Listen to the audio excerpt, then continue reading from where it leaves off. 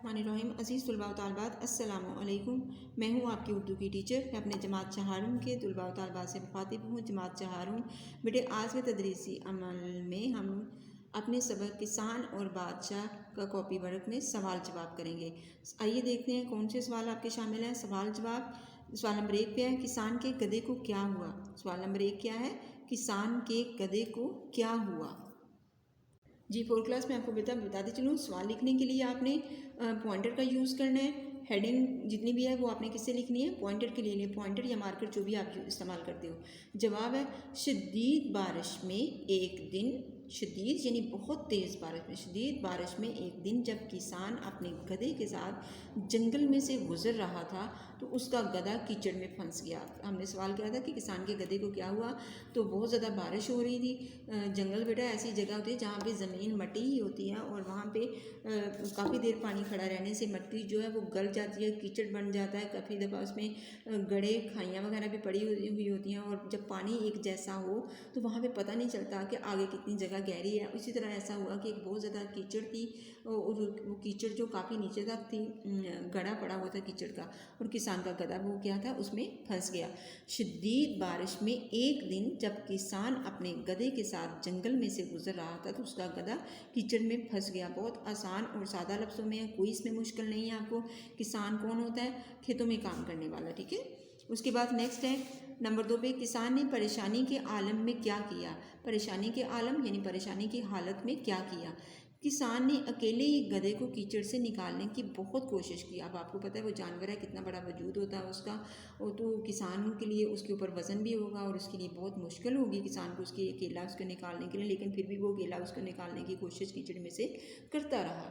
किसान ने अकेले ही गधे को कीचड़ से निकालने की बहुत कोशिश की लेकिन वो कामयाब ना हुआ। इतनी कोशिश करने के बावजूद भी किसान को कामयाबी ना मिली।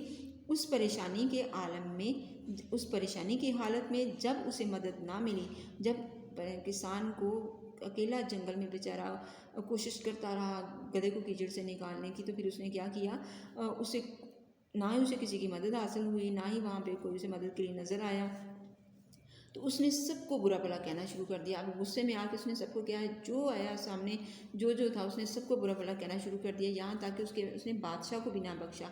हो सकता है वो बादशाह से तवक्को कर रहा हो कि वो ऐसा कोई पक्का रास्ता जंगल में से बना दे जहाँ से उसका गधा गुजर सका हो।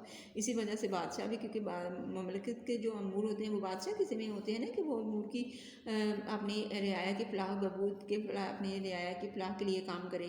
तो बादशाह ने उस तरह का कोई इंतज़ाम नहीं किया होगा कि जहाँ पे वो रास्ते वगैरह अच्छे बनाए होंगे जहाँ से वो आराम से गुजर जाए। तो उसने बादशाह को भी उसी अपनी गुस्से की लपेट में ले लिया और उसको क्या करना शुरू कर दिया, बुरा भला कहना शुरू कर दिया। तुलबा तालिबात बेटा, ये सवाल और जवाब आपने नहायत खुशकर तरीके से अपनी कॉपी पे तहरीर करने हैं। अपनी राइटिंग का ख्याल रखना है, स्पेस आपने मुनासिब छोड़नी है। कहीं पर भी आपने किसी जगह पर भी अगर आप मुश्किल आती है तो फ़ौरन अपने बड़ों से फ़ौरन रहनुमाई हासिल करें अपने घर से।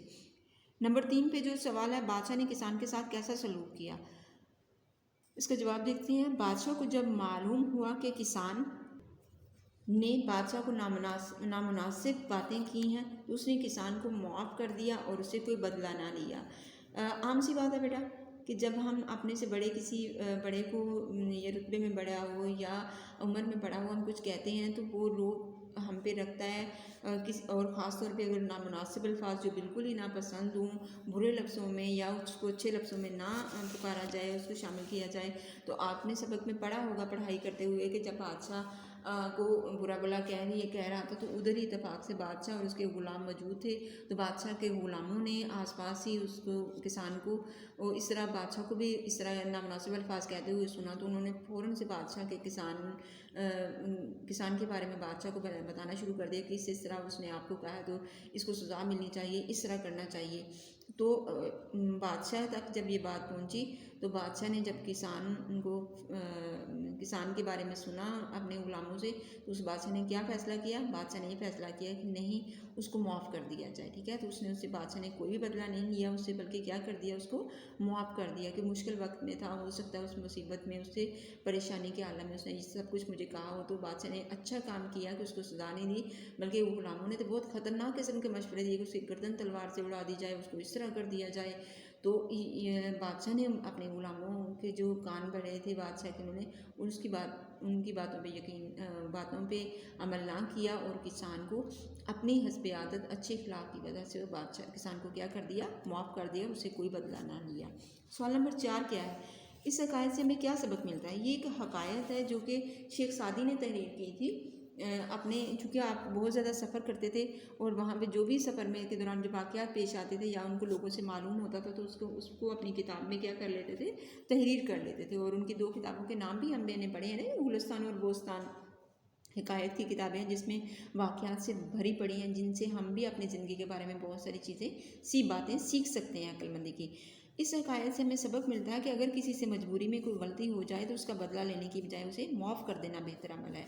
कि अगर कोई बंदा मजबूर, आप देखिए बादशाह कितना ज़्यादा, अगर आप में से भी हम में से भी कोई अगर हो तो हम भी बेटा गुस्से में रोएं धोएं चीखें चिल्लाएं, या उस मुश्किल वक्त में कोई भी हमसे अगर गलती हो जाए और ऊपर से एक हम उस परेशानी के आलम में और दूसरा अगर हमको सजा के लपेट में ले ले तो वो हमारे ऊपर डबल दोहरी परेशानी हो जाएगी। तो इसलिए हमें इस चीज़ का ख्याल रखना चाहिए कि अगर मजबूरी में, अगर परेशानी में किसी से गलती हो जाती है तो उसकी इस्लाह करें, उसको सज़ा ना दें, बल्कि उसको अच्छे अखलाक से उससे पेश आएँ और उसको उसकी गलती पे क्या कर देना चाहिए, मुआफ़ कर देना चाहिए। उससे बदला नहीं लेना उसका, बल्कि उसका बेहतरीन अमल क्या है, उसको मुआफ़ कर देना। और हमारा मज़हब इस्लाम भी हमें अफ़ो दरगुज़र की बार बार तलकीन करता है।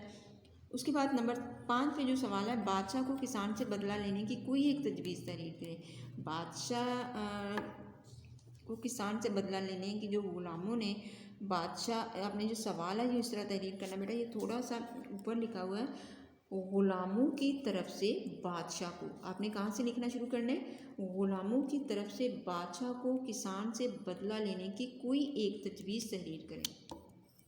जो बादशाह के गुलामों ने बादशाह को मशवरा देने शुरू किए, तजावीज़ देने शुरू किए कि ये करें, तो उसकी किसी एक गुलाम की आपने तहरीर करनी है। आप दूसरे की भी तहरीर कर सकते हो अपनी मर्ज़ी से। जवाब क्या है, बादशाह के गुलामों ने जब किसान की बातों को सुना तो वो बादशाह को किसान से बदला लेने के मशवरे देने लगे। एक बोला, ए बादशाह, इस शख्स की गर्दन तलवार से उड़ा दी जाए क्योंकि उसने आपकी शान में गुस्ताखी की है। यहाँ पे मैंने इस तजवीज़ को चुना है आपके लिए कि बादशाह को एक गुलाम ने जो तजवीज़ दी थी वो उसको आपने तहरीर करना है। आप दो तहरीरें हैं, 2 तजावीज़ हैं, आप उनमें से कोई एक भी तहरीर कर सकते हो, ठीक है। और अब आपने इस काम को खुश कर तहरीर करना है। आइए किताब के मशक़ी काम जो कि नोट्स में है उसको देखते हैं। जी बेटा, ये किताब का मशक़ी काम है जिन बच्चों के पास किताब की सहूलत मौजूद नहीं है या उनको समझ नहीं आ रही, तो सवाल नंबर 1 सफ़ा नंबर 64 पे है, 64 पे रायगा तोड़ जोड़ है, इनको आपने जोड़ के लिखना है, दुरुस्त लफ्ज़ बना के लिखना है। उसके बाद सल्तनत, इनको भी आपने तहरीर करना है, पूरा लफ्ज़ तहरीर करना, आगे जगह दी हुई है किताब पे ही तहरीर करेंगे आप। तराजम, गुस्ताखी, उसके बाद तनहा, ये वो अल्फाज हैं जो कि किताब पे दी गई जगह पे आपने क्या करना है, इनको तहरीर करना है। उसके बाद सवाल नंबर 2 है, सवाल नंबर 2 सफ़ा नंबर 64 और पेंसिल पे है। आपने इसको सवाल नंबर 2 जो है वो आपका शामिल है किताब के सफ़ा नंबर 64 और पेंसिल पे। यहाँ पे आपने कुछ ऐसे अल्फाज हैं जिनके नीचे लाइनें लगाई होंगी, उनके सही मानी आपने उनका इंतखाब करना, सही मानी का। तो उसमें सबसे पहले नंबर 2 पे जो सही आता है, सीखना अकेले ही बेकार, चुगली खाना बेअदबी, ये उसके जवाब है। किताब से आपको समझ आ जाएगी जब आप किताब सामने रखेंगे।